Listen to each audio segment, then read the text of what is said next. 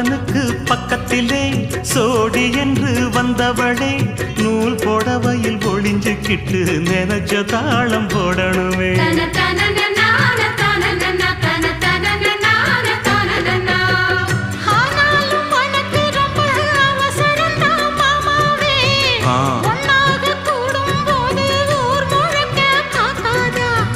பார்த்தாலும் தவறு இல்ல பனியுறங்கும் ரோசாவே உன்னால சொத்த வச்ச மூக்குலதான் வைக்காதா.